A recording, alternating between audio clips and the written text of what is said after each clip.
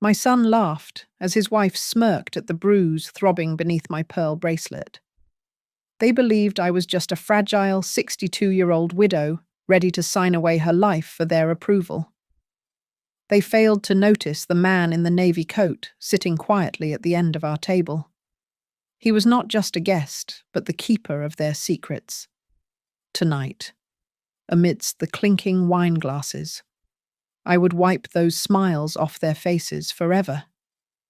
My name is Loretta Hargrove, and as I pushed through the heavy oak doors of the Harbourstone Grill, I felt less like a guest of honour and more like a specimen being delivered for dissection. 62 years of quiet living in Maple Harbor, Colorado, had taught me to recognize the scent of rain before a storm, but the atmosphere waiting for me at the reserved family table smelled entirely artificial. I adjusted my beige cardigan, tugging the left sleeve down aggressively to hide the ugly, violet contusion encircling my wrist.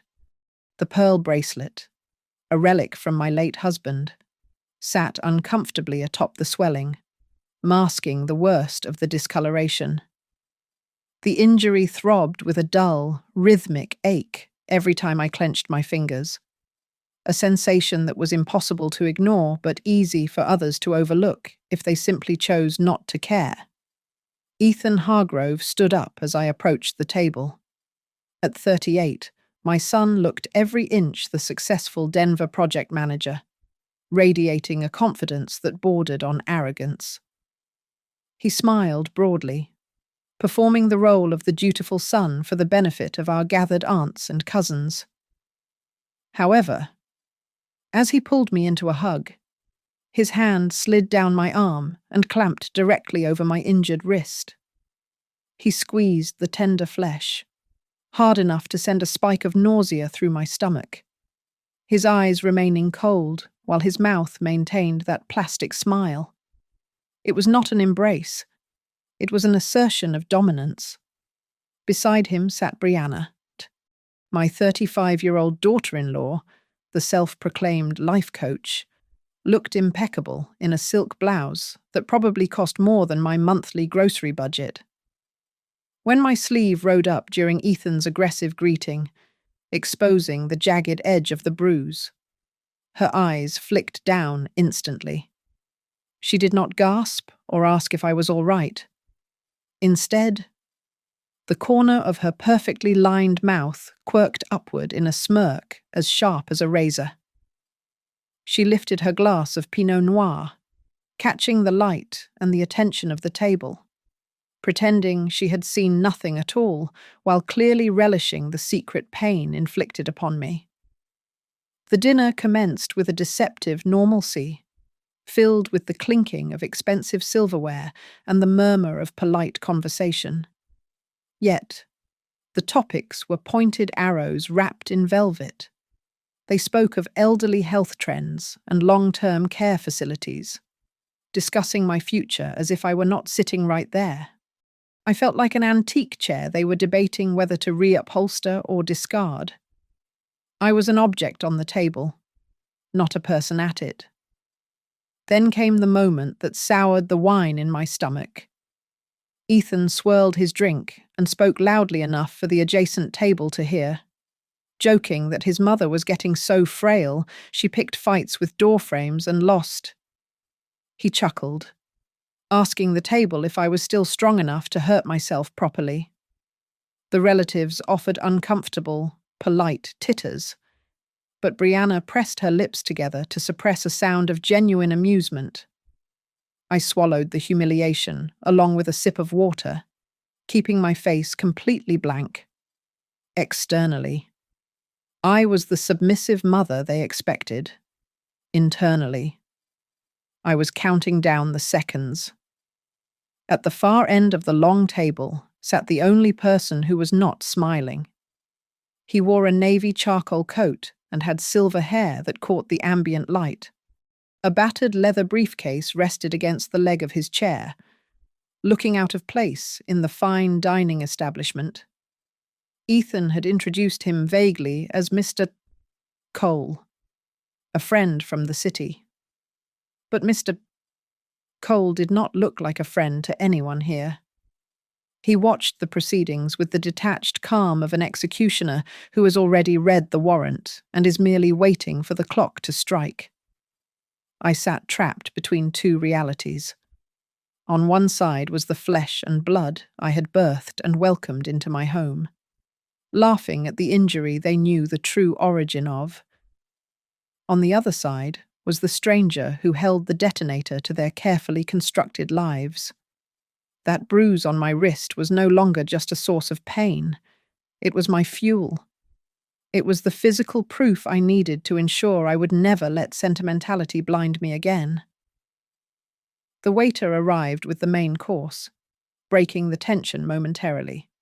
Brianna reached out to help pass my plate, but instead of sliding it gently, she shoved the heavy ceramic dish toward me with unnecessary force. The rim slammed directly into my bruised wrist bone against the hard edge of the table. A sharp, involuntary gasp escaped my lips as white-hot pain shot up my arm. Ethan snorted into his napkin, shaking his head at my supposed clumsiness, and Brianna offered a half-smile that did not reach her eyes. I looked down at my trembling hand and thought to myself that they should enjoy this laughter while they could. In just a little while, we would see who the real clown at this table actually was. 6 months before that dinner, my life was a quiet river, moving slowly toward the sea. I lived in a small cedar house on the edge of Lake Maple Harbor, a place where the loudest sound in the morning was the wind moving through the aspen trees. My days were measured in simple, comforting increments. I tended to my hydrangeas. I baked sourdough bread that smelled of yeast and patience, and I attended the Tuesday night book club at the town library. It was a solitary life, yes, but it was one I had curated with care.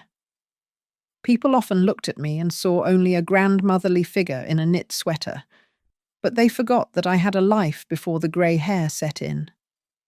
For 30 years, I served as a financial supervisor at Cypress Ridge Logistics.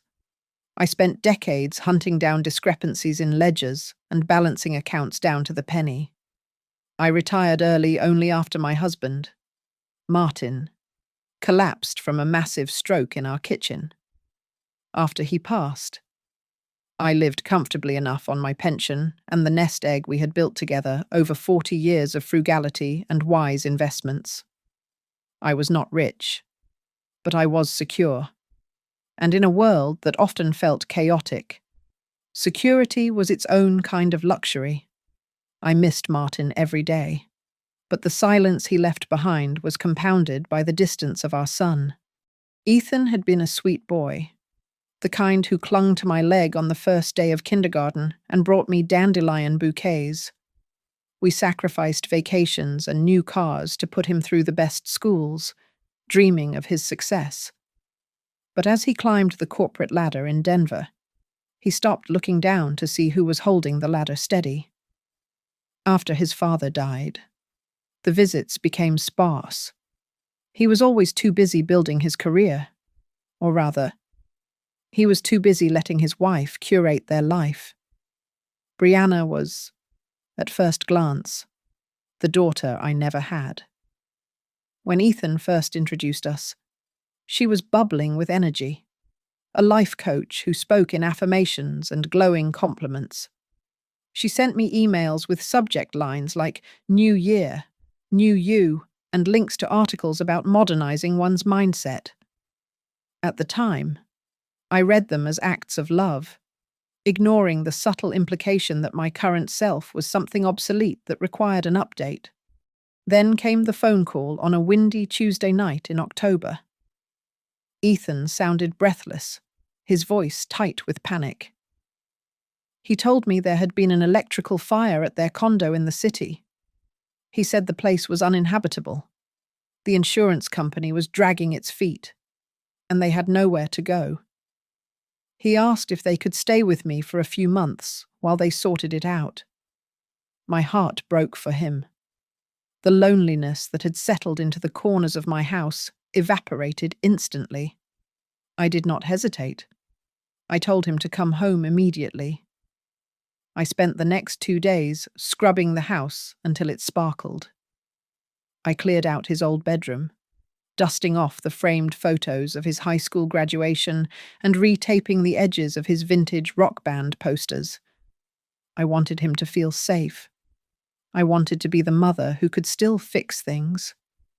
When they arrived, however, they did not look like refugees from a disaster.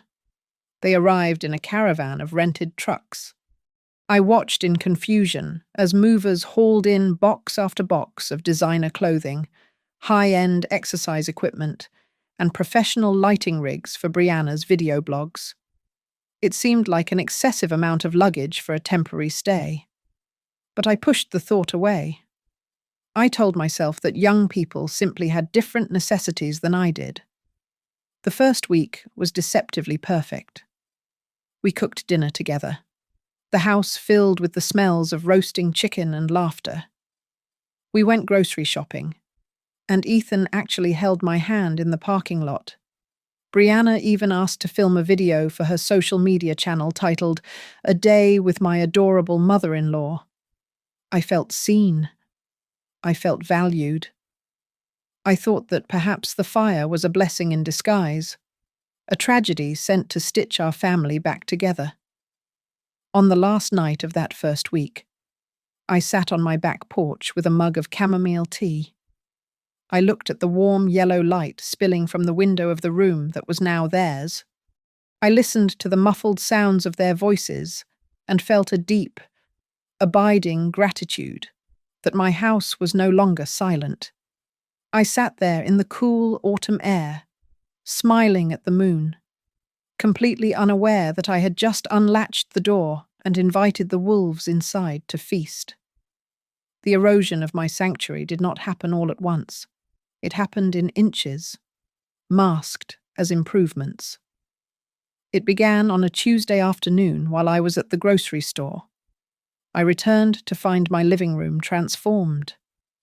The heavy floral curtains I had sewn by hand 20 years ago were gone, replaced by stark, white blinds that made the room feel like a dental clinic. My family photographs, the visual timeline of my life with Martin, had been swept off the mantel and shoved into cardboard boxes. In their place hung jagged abstract paintings that looked like spilled ink, and strip lighting that emitted a cold, blue glow. Brianna called it feng shui for new energy. I called it an erasure.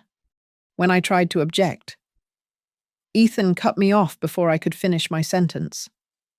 He stood there, arms crossed, looking at the empty walls with satisfaction.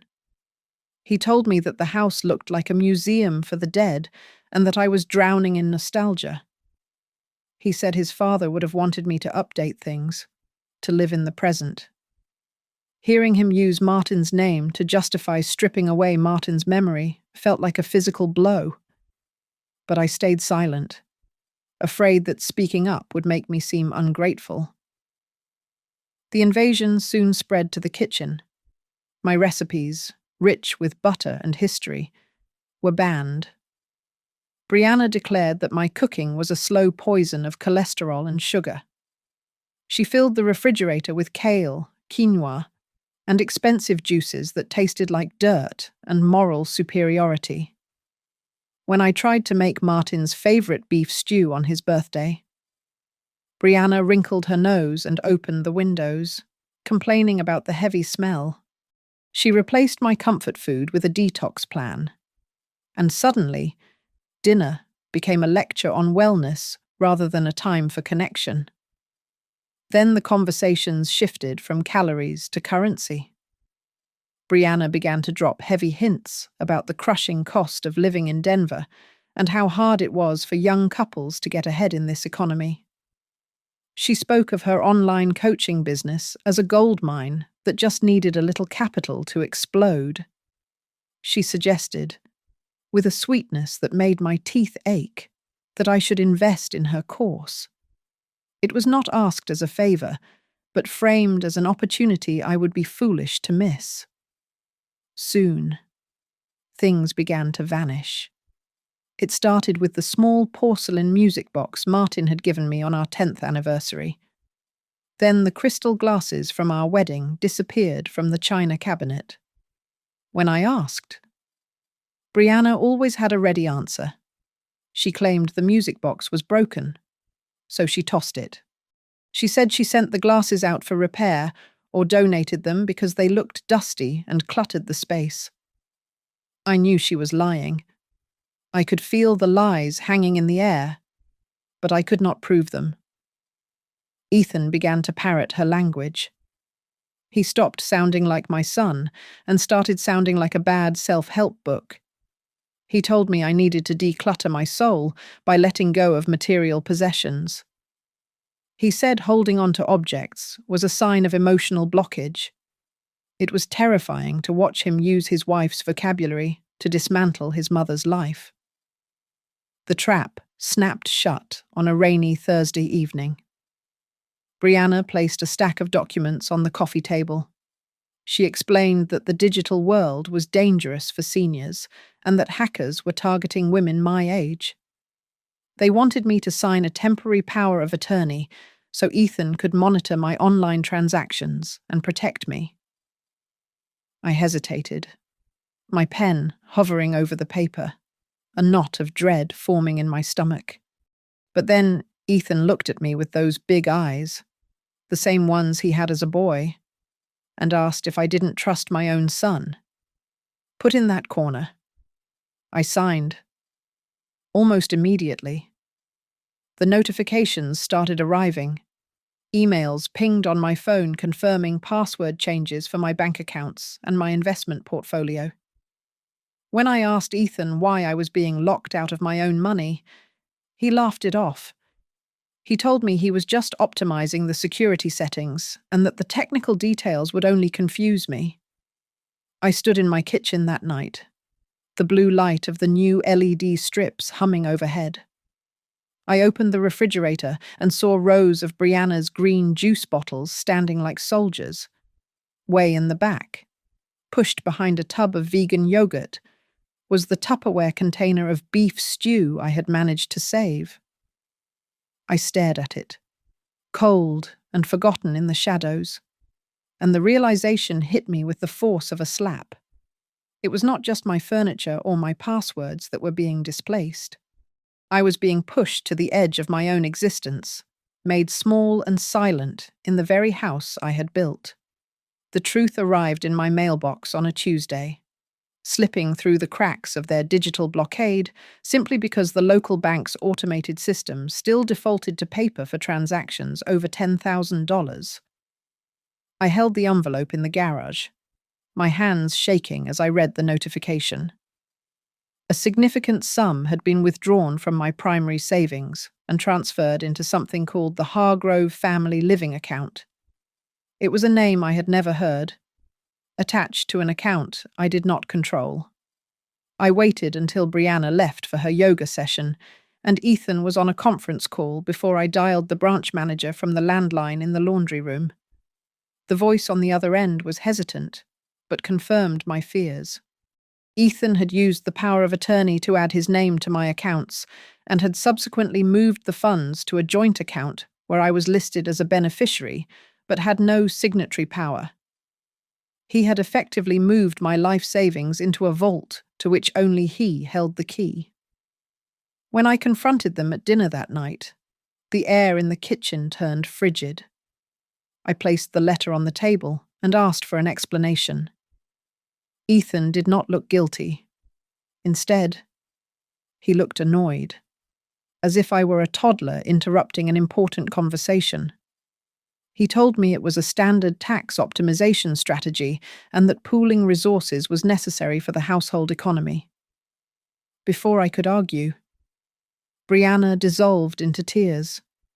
She pressed a napkin to her eyes and sobbed about how hard they were working to manage the estate and how deeply insulted she felt that I would accuse them of theft. By the time dessert was served, they had twisted the narrative so thoroughly that I was left apologizing for my own ingratitude. A few days later, Brianna insisted on a private coaching session to help manage my anxiety. She sat across from me with a leather-bound notebook, her pen hovering like a scalpel. She asked me probing questions about my deepest fears. She wanted to know if I was afraid of dying alone, or if the thought of having no one to change my sheets when I got sick kept me up at night. I answered honestly, thinking she was offering comfort. I did not realize she was mining for ammunition. The facade finally crumbled on a Thursday afternoon. Brianna had left her laptop open on the kitchen island while she took a call in the garden. The screen was bright, displaying a document titled Phase 3 Secure Housing. I leaned in, my breath catching in my throat. The bullet points were written in cold, corporate language. They listed objectives like convince Loretta to accept budget-friendly assisted living facility and execute deed transfer of Maple Harbor property to Ethan Hargrove. The final point read, leverage safety concerns and medical necessity. My heart hammered against my ribs like a trapped bird. I fumbled for my old smartphone in my pocket and snapped a blurry, crooked photo of the screen. For the first time, I saw their concern for what it truly was. It was not love. It was a demolition plan. I was so focused on the screen that I did not hear the sliding glass door open. Brianna was suddenly behind me, her face twisted in a snarl I had never seen before. She lunged to close the laptop, and in the chaos, she saw her coaching notebook in my hand where I had instinctively grabbed it. She tried to snatch it back, and we wrestled for a brief, undignified moment in the hallway. She shoved me, harder than she probably intended, and I stumbled back. My left wrist smashed violently against the solid oak banister of the staircase. The pain was immediate and blinding. I cried out, clutching my arm, but Brianna did not check on me. She smoothed her hair and stepped back, her face instantly composing itself into a mask of pity. When Ethan came home an hour later, she told him the story before I could speak. She said I had a dizzy spell and tripped over my own feet. Ethan looked at my swelling wrist and shook his head, sighing that I was clearly becoming a danger to myself. He said this was exactly why we needed to discuss a safer living environment, claiming that the house was just too much for me to handle anymore. That night, I stood in the bathroom and examined the purple mark blooming on my skin. It was ugly and tender, but as I looked at it in the mirror, the tears stopped. I realized then that the bruise was not an accident. It was a physical manifestation of my displacement. They were not just moving my money or my furniture. They were erasing me. And looking at that mark, I decided that I was done being erased. My transformation from a victim into a quiet observer began in the hushed corner of the public library during a Tuesday night book club meeting. I was sitting next to Donna, a new member with sharp eyes and a kind smile, listening to her recount the lawsuit she had filed against her own daughter. She used a phrase I had never heard before, which was elder financial abuse. Hearing those words felt like someone had finally turned on a light in a pitch-black room. The vague unease and the guilt I had been carrying suddenly had a name, and that name was a crime. Donna noticed my trembling hands and waited until the meeting ended to slip me a brochure for the Silver Shield Alliance, a local non-profit dedicated to helping seniors in my position. My initial instinct was to recoil. This was my family, my son, and the idea of seeking legal help against them felt like a betrayal of my maternal duty. However, the throb in my bruised wrist served as a grounding reminder. They had already betrayed me. I was simply deciding to survive it.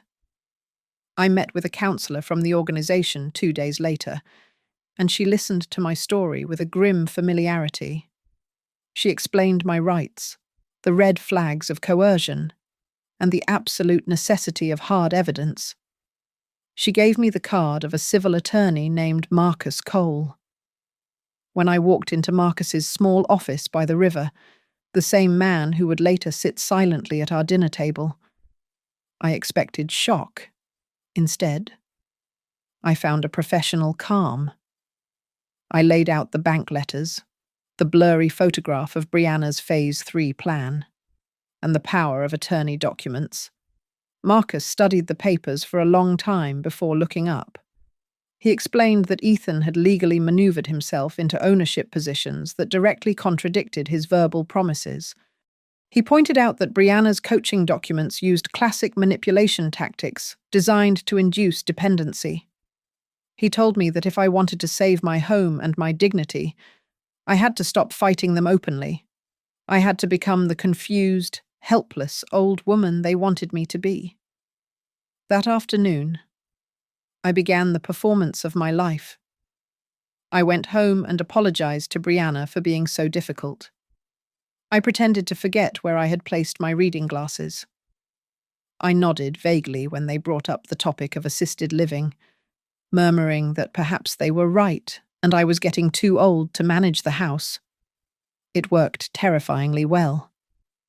As soon as I stopped resisting, their guard dropped.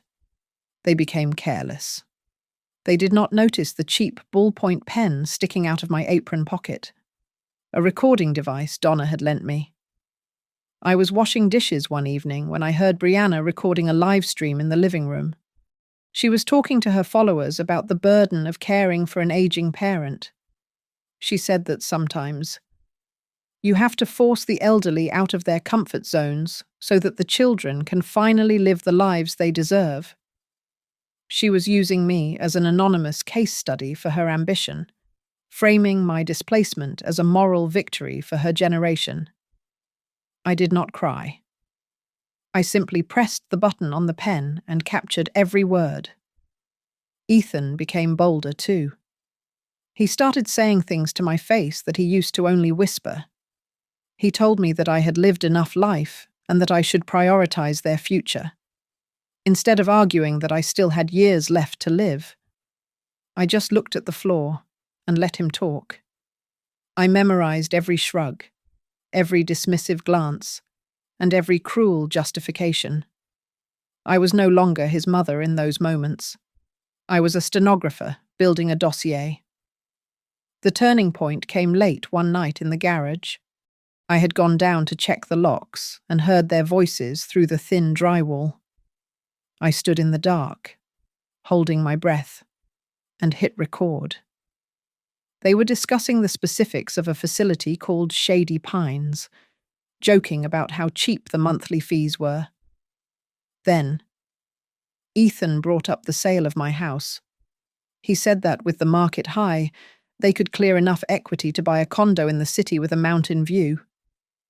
I went back to my room, my heart pounding not with fear, but with adrenaline. I played back the audio file, listening to my son calculate the liquidation of my life. I attached the file to an email and sent it to Marcus with a short message that read, "I am ready. Tell me what I need to do next." The strategy session at the Silver Shield Alliance office felt less like a legal consultation and more like the briefing for a bank heist. Marcus sat across from me, his demeanor shifting from sympathetic listener to tactical commander. He explained that our priority was to build a fortress around my assets before we fired a single shot. He proposed the creation of the Hargrove Preservation Trust, a legal entity that would hold the title to my home and my remaining liquid assets. The crucial detail was that I would be the sole trustee, effectively severing Ethan's ability to leverage the property for his own gain. To execute this, we drove to a notary public in the next town over, avoiding anyone who might recognize the Hargrove name or gossip to my son. My hand did not shake as I signed the deed transfer. I also signed documents formally revoking all previous powers of attorney I had granted to Ethan under duress. Marcus then suggested a masterstroke regarding my will. We rewrote the entire document.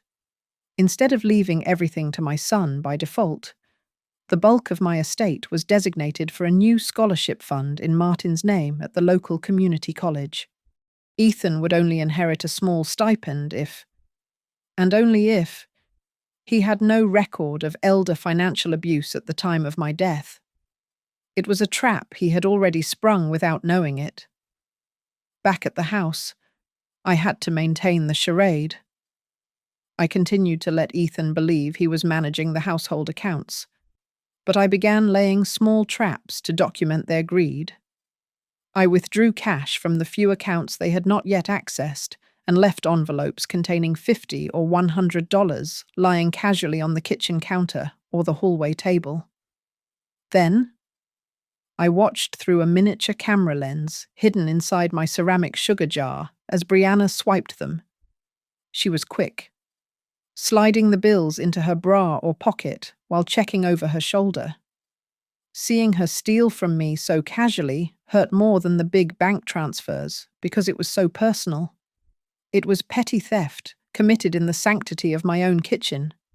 Marcus had already drafted a formal complaint to the State Department of Social Services, but he insisted we needed one final, undeniable piece of evidence. He wanted a nail in the coffin, as he called it. We needed proof of their public cruelty and their absolute lack of remorse to ensure the protective order would stick and the public opinion would sway in my favor. He suggested we create an event where they would feel comfortable enough to drop their masks. I knew exactly what to do. I told Ethan and Brianna that I wanted to host a dinner at the Harborstone Grill. I framed it as a celebration where I would finally announce my decision regarding my future living arrangements. Their eyes lit up instantly. They believed I was about to capitulate and announce my move to the nursing home. I invited everyone. I called my old neighbors, Martin's fishing buddies, and of course, Donna. I told Ethan that I wanted all the people I loved to be there for my transition. Marcus agreed to attend under the guise of being a friend of Ethan, a vague business associate passing through town. He would bring the full dossier of bank transfers, the trust documents, and the evidence of Brianna's theft. Crucially, he would place a recording device on the table disguised as an old-fashioned pager. It was legal in Colorado to record conversations if one party consented, and I most certainly consented. The night before the dinner, I stood in front of my bedroom mirror. I adjusted the neckline of my sweater to cover a fresh, yellowing bruise on my collarbone, the result of a shoving match with Brianna over the heating bill 2 days prior. I looked at the woman in the glass. I no longer saw a victim. I saw a mother who had made a terrible, necessary calculation. I realized that saving my dignity would likely cost me my relationship with my son. I took a deep breath and accepted the price. If Ethan was willing to sell me out for a condo with a mountain view, then I had to be willing to let him go to save myself. The mourning period was over. The reckoning was about to begin. The morning of the dinner, Ethan placed a glossy brochure on the kitchen island with the flourish of a magician revealing a card. The cover featured silver-haired seniors playing chess in a sunlit garden under the name Serenity Meadows. He leaned in close, his breath smelling of coffee and mint, and told me they had finally found the perfect place for me just outside of Denver. He described it not as a nursing home, but as a long-term resort where I would never have to worry about cooking or cleaning again. He was trying to sell me my own exile as if it were a winning lottery ticket. Brianna chimed in immediately, suggesting that tonight would be the perfect opportunity for me to share this exciting news with the family. Her motive was transparent. She wanted me to announce the move publicly, locking me into a social contract I would be too embarrassed to break.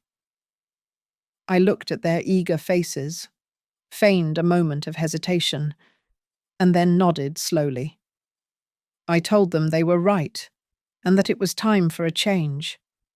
The relief that washed over them was palpable. They high-fived each other when they thought I was not looking. While Brianna rushed upstairs to select her outfit for her big victory lap, I quietly snapped a photo of the brochure and texted it to Marcus. His reply came back within 2 minutes. He informed me that Serenity Meadows had been cited 3 times in the last year for patient neglect and sanitation violations. It was a warehouse for the unwanted, not a resort. He added that this detail would look excellent in our case file. Later that afternoon, the tension in the house snapped. Brianna stormed into my bedroom and found me pulling on my favorite beige cardigan. She demanded to know why I wasn't wearing the new silk dress she had bought me using my own credit card. When I mumbled that I preferred the warmth of the wool, she lost her temper. She crossed the room in 2 strides and grabbed my left arm to pull the sweater off. Her fingers dug viciously into the existing bruise on my wrist. I gasped and pulled away, clutching my arm. She did not apologize. Instead, she smoothed her hair and said coldly that once I was in the facility, there would be staff to make sure I dressed appropriately, so I wouldn't have to worry about making bad choices anymore. I stood there, the throbbing in my wrist syncing with the beating of my heart. I made a conscious choice in that moment. I adjusted my sleeve, but I did not pull it down as far as I usually did. I let the purple edge of the bruise peek out from under the cuff. If they wanted a show tonight, I would give them one, but I would make sure the audience saw the props clearly. The car ride to the Harborstone Grill was a masterclass in justification. Ethan drove with one hand on the wheel, complaining about how long it was taking to get the lake house on the market. He called it a dead asset, arguing that it was selfish for one person to occupy a 3-bedroom home on prime waterfront property. From the passenger seat, Brianna added that a good son like Ethan deserved to live in a home that reflected his hard work, implying that my continued residence in my own house was holding him back from his destiny. I looked out the window as we passed Maple Lake. The water was reflecting the orange and violet hues of the sunset. I remembered teaching Ethan to skip stones on that water when he was 7 years old. I remembered Martin laughing as he untangled Ethan's fishing line. A single tear rolled down my cheek, but I wiped it away before they could see. I realized then that I was not just saying goodbye to my home. I was saying goodbye to the illusion of the son I thought I had raised. The man driving this car was a stranger who viewed me as an obstacle to his equity. When we arrived at the restaurant, the air was thick with the smell of roasted garlic and expensive perfume. I saw Donna and the other guests waiting near the host stand. I walked up to them and hugged Donna tighter than usual. I whispered in her ear to please not intervene, no matter what happened or how uncomfortable it got. I told her I just needed her to be a witness. She squeezed my hand and nodded, her eyes filled with understanding. We moved to the table, and the waiters began pouring the wine. That was when Marcus walked in. He moved quietly to the far end of the table and sat down, placing his battered leather briefcase by his feet. He caught my eye and gave a barely perceptible nod. The recording device was in place. The documents were ready. The trap was set. I took a sip of water and waited for my son and daughter-in-law to start the performance that would end their charade forever. The appetizers had barely been cleared when Brianna decided it was time to drop the curtain. She tapped her spoon against her wine glass, the sharp chime cutting through the low hum of conversation in the restaurant. She stood up, smoothing the front of her dress, and beamed at the table with a smile that did not reach her cold eyes. She announced that they had some wonderful news to share with the family. She said that after much reflection, I had graciously accepted that it was time to move into a new phase of life.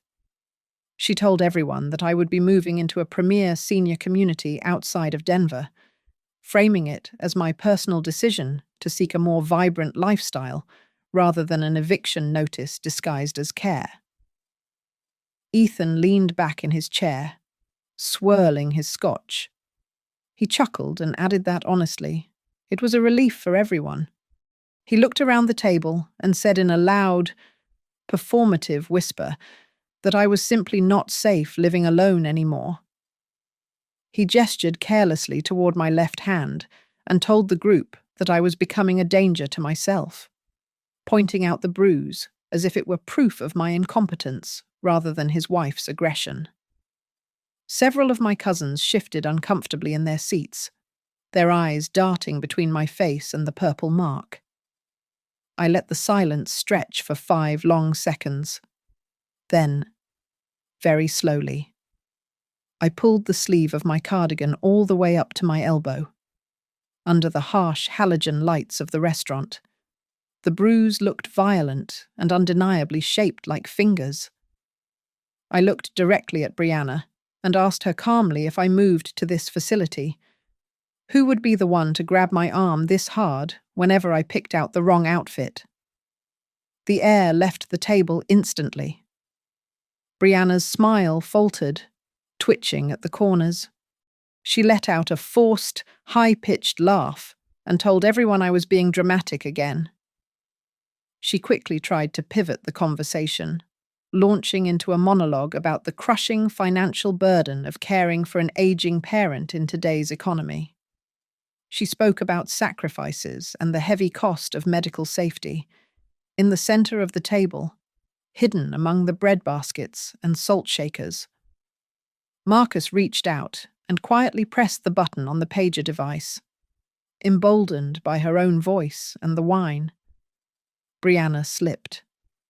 She sighed loudly and complained that she and Ethan were practically trapped in this dusty old town simply because of that lake house.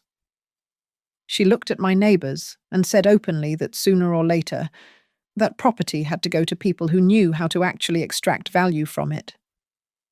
She called my home a wasted resource.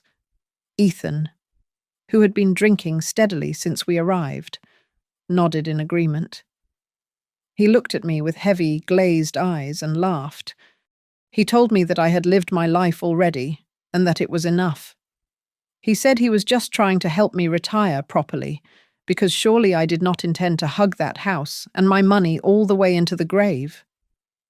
The table went deathly still. My cousin Donna covered her mouth with her hand. I turned my head slowly to look at the faces of my family and friends. I asked them softly if they had all heard that clearly. Then I turned to the end of the table and asked Marcus if he had heard it too. Ethan blinked, finally focusing on the quiet figure in the navy suit. He frowned, squinting in confusion, and asked me who the hell that man was. Marcus did not stand up. He simply clasped his hands over the table and spoke in a voice like gravel. He introduced himself as my attorney. He added that he was also the custodian of the complete records regarding every financial transaction Ethan and Brianna had executed on my accounts over the last 6 months. The color drained from Ethan's face so fast it looked like he might faint. Brianna froze, her mouth half open. I reached into my handbag and pulled out the thick, folded stack of papers. I placed them in the center of the table, right next to the wine bottle they had ordered on my tab. On top was the copy of the irrevocable trust, the bank letters, and the printout of the Phase 3 plan. I looked my son in the eye. I told him that he thought I came here tonight to sign my home over to him. I leaned in closer and whispered that tonight. I came here to bury his part in my life. Marcus did not raise his voice. He simply opened the folder and began to read the financial autopsy of my betrayal. He listed the transfers chronologically, detailing how $20,000 had been moved from my personal savings into the joint account on a Tuesday, followed by another $15,000 on a Friday. He then produced the credit card statements for the account Brianna had access to. He read out the charges for a day spa package costing $400, a series of purchases at a high-end boutique, and a weekend getaway to a luxury ski lodge in Vale. He looked up and noted that none of these expenditures appeared to be for the benefit of the Hargrove family living expenses, but rather for the maintenance of a specific lifestyle. He then cited the Colorado state statutes regarding the financial exploitation of at-risk elders. He spoke clearly about the breach of fiduciary duty and the legal definition of undue influence. Across the table, Donna nodded slowly, her face grim as she recognized the legal language from her own battles. Ethan tried to salvage the situation. He stood up, his face flushing a deep, angry red, and stammered that everything he did was for my benefit. He insisted that it was a sophisticated strategy to optimize my tax liabilities and protect the estate. Marcus calmly pulled a single sheet of paper from the stack. It was a printout of an email chain between Ethan and the bank manager. In the email, Ethan had explicitly instructed the bank to suppress all paper statements and route digital notifications solely to his personal email address so that his mother would not be confused by the alerts. The room went silent. Ethan slumped back into his chair, his defense crumbling into dust. I reached into my purse and took out my phone. I connected it to a small portable speaker I had placed on the table and pressed play. The sound of the garage door opening filled the restaurant, followed by the unmistakable voices of my son and his wife. The recording was crystal clear. Everyone at the table heard them discussing the monthly rates at Shady Pines and laughing about how it was the most budget-friendly option available. Then came Brianna's voice, sharp and calculating. She said that I had lived long enough and that they needed to leverage the assets before everything fell to the state. The relatives nearest to Brianna recoiled, looking at her with open disgust. Panic finally set in. Brianna turned on Ethan with the ferocity of a trapped animal. She shrieked that this was all his idea, that he was the one who wanted the money, and that she was only trying to support the future he had promised her. Ethan shouted back, accusing her of being obsessed with money and manipulating him into betraying his own mother. They were tearing each other apart right there in the middle of the Harborstone Grill, exposing the ugly, rotting core of their marriage. I watched them scream at each other, and I felt a profound sadness wash over me, heavier than any anger. I silenced the room with a single sentence. I told Ethan that no one forced a grown man to sign those transfer slips. I told him that he wrote his own fate with his own hand. Marcus then delivered the final blow. He announced that he had already filed a formal report with the Department of Social Services regarding the abuse. He added that if I wished, we would be meeting with the district attorney the next morning to discuss criminal charges. Then he dropped the news about the house. He informed them that the Hargrove Preservation Trust had been established 3 weeks ago and the deed to the lake house had already been transferred. The asset they were fighting over was no longer within their reach. Ethan grabbed the stack of papers from the table. His hands shook as he flipped through the pages of the new will. He realized that his name was nowhere to be found in the inheritance clauses, save for a small stipend contingent on a clean legal record. He looked up at me, his eyes bloodshot and wide with shock. He stammered that I was cutting him off completely. I looked at him and delivered the truth that had been building in my heart for 6 months. I told him that he had cut the ties first, I was simply signing the confirmation. The climax arrived with the sound of wood hitting the floor. Brianna stood up so abruptly that her chair toppled backward with a crash. She pointed a manicured finger at me, her face twisted into a mask of pure venom, and declared that she would sue me for defamation of character. She threatened to go live on every social media platform she owned to tell the world about her toxic, manipulative mother-in-law who staged scenes to destroy her son's happiness. Marcus did not even blink.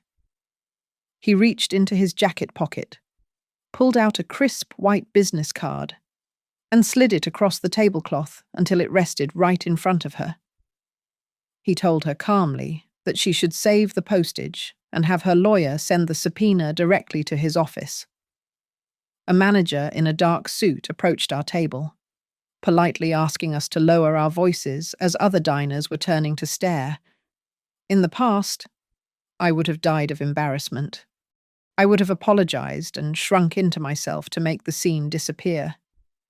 But as I looked around the room at the strangers witnessing my family's implosion, I realized I felt no shame at all.